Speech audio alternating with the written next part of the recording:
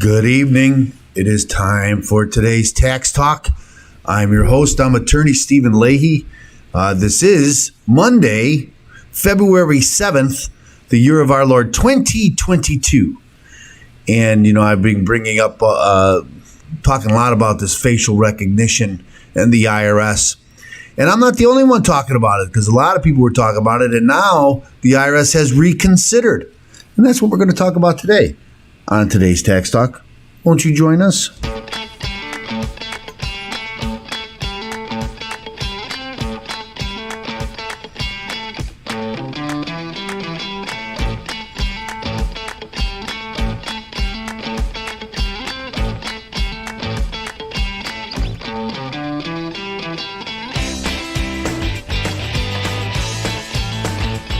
Well, we'll let that go down. But I ran the wrong one. Such is life. That's what we do. Anyway, I wanted to thank you so much for joining us here today. As I mentioned, I've been all over this. I knew it was the next big story. The IRS keeps coming up with big story after big story. And I have this today it came out. This was not the story I was going to do, as anybody who watches the show or has heard me before talk about it. Right before I come on, I always do a Google search of the IRS to see what happened that day. And this was the news all over today, around 5 o'clock or 6 o'clock about the IRS foregoing their plan with the ID.ne company. So that's what we're going to talk about today. Let's go to the story right away and see if we can't address this. Okay. But where's my... Okay. Don't know what happened there. Let's do that again because I wasn't on there. There I am. Okay. So here's the first story. The Republican senators demand briefing on IRS decision to require ID.me selfies. The White House has yet to comment on the controversy surrounding the IRS use of ID.me. They want it. I'm surprised. It wasn't, but you'll find as we're going to read through the story, it's not only the Republican senators who objected. Many Democrats also came up and objected to this. A group of Republican senators, this was 3 days ago, I believe, the 4th, so this was Friday. A group of Republican senators on Finance Committee have formally called on the Internal Revenue Service to provide more information about its plan to incorporate facial recognition provider ID.me into its process. In November, I didn't hear about anything like this in November. I didn't get it until 19 days ago. I did a search.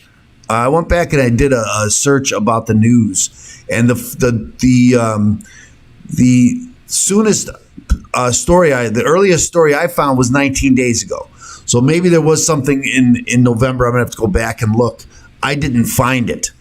I didn't see any story in November. I would have reported about it in November, probably. But I didn't find it. So let's go back. In November, the agency announced that by the summer of this year, 2022, taxpayers will need to have an ID.me account in order to access certain IRS online resources. The IRS signed an $86 million contract with ID.me, according to the Washington Post, which noted that more than 70 million Americans who filed for unemployment insurance, pandemic assistance grants, child care credit payments, or other services that had already been scanned. 70 million Americans have already been scanned because they required it for these. Okay, let me go back to this. I was on David Hochberg's show on Saturday on the Home Sweet Home radio show, Home Sweet Home Chicago. I always call it David Hochberg's Home Sweet Home Chicago show on WGN Radio.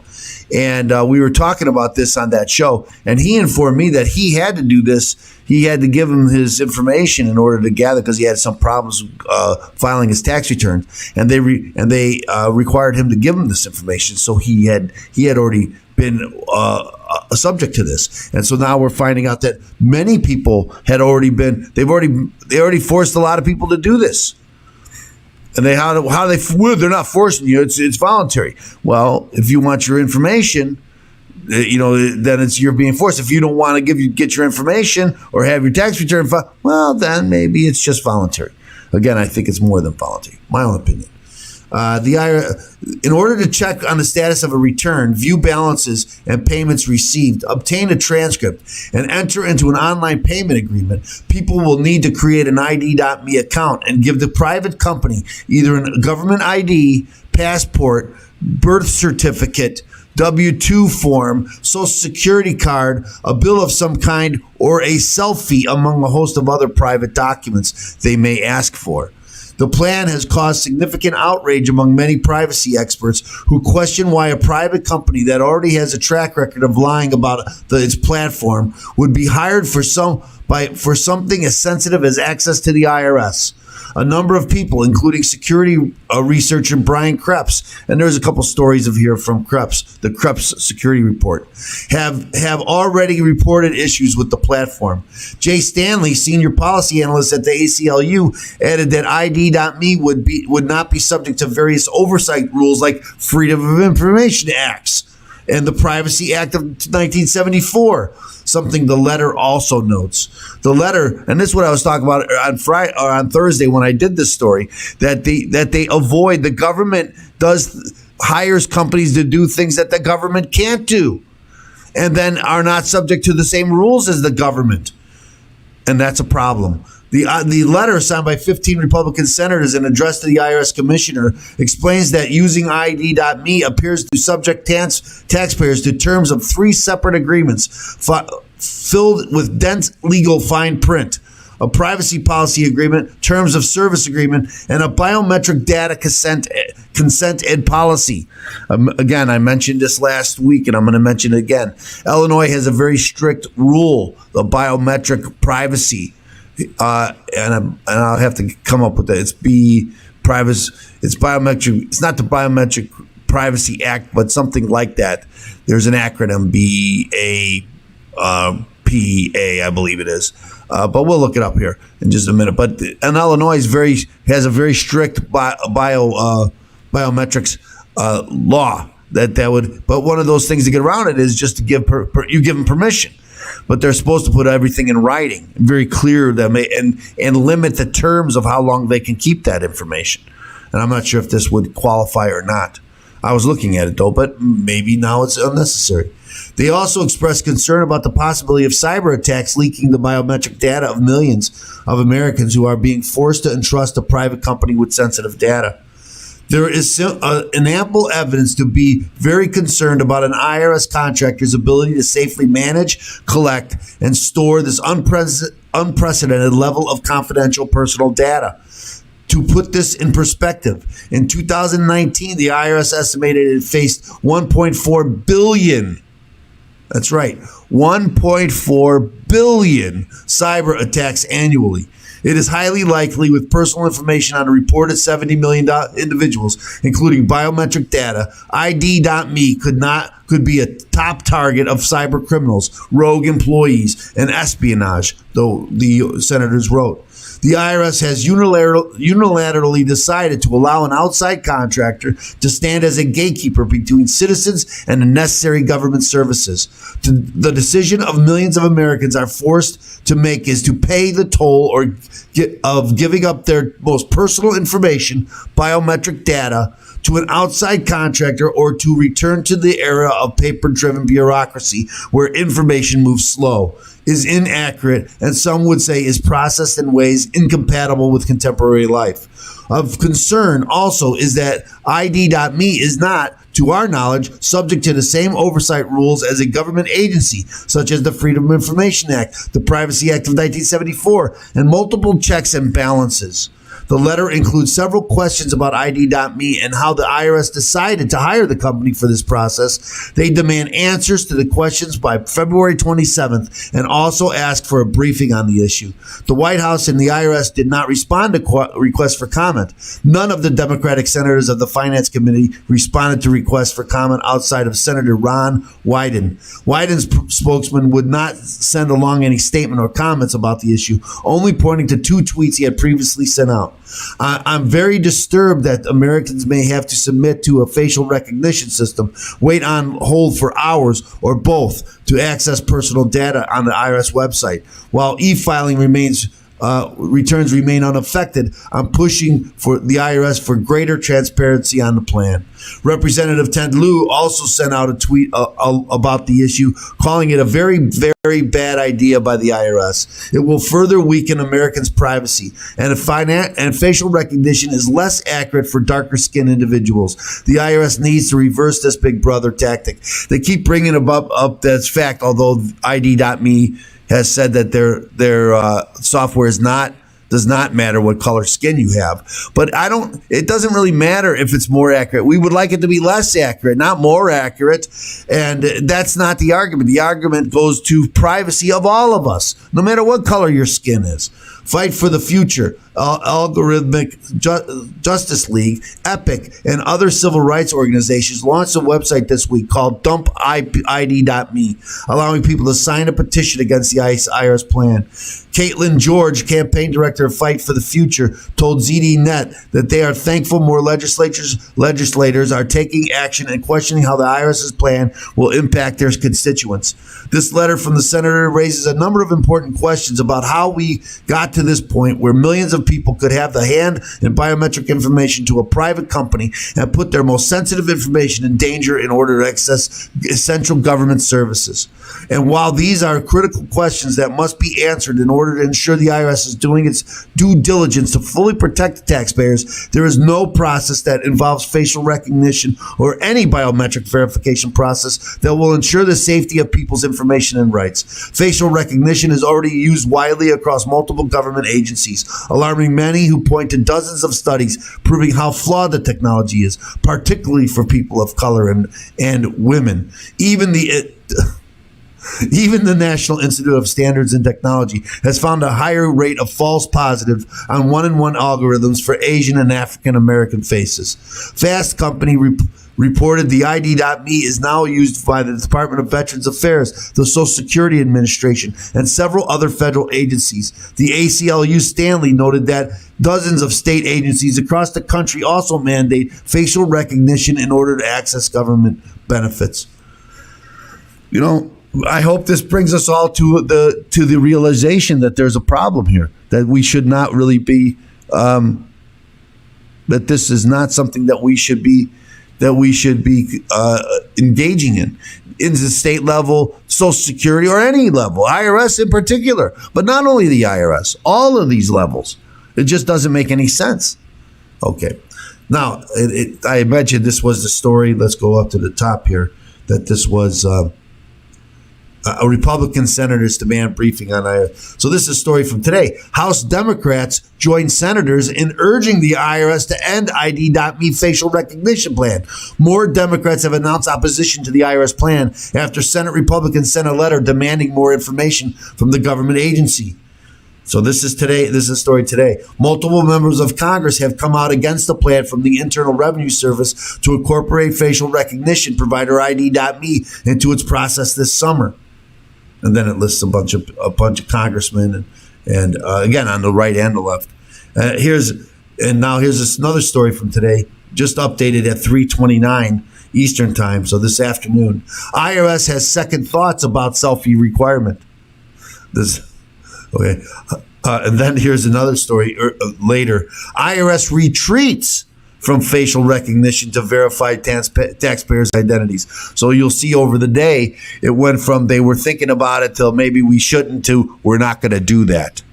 And so that's what happens. This is a story I'm not going to get into today. But this is what happens, right, when we start, when people become aware of what's going on. And too often, these things happen. We don't even know they're happening. Like the Cash App requirement that was passed last March. Nobody even knew it was in the bill. If people had known it was in the bill, they probably would have objected, as they objected after they found out it was in Obamacare, and after Obamacare was passed, that piece of the program was eliminated. They had a 1099 requirement in the Obamacare. And that was, again, after it was passed, that was taken out. When they found out about the banking, when the public found out about banking, the banking reporting requirement that was thrown out.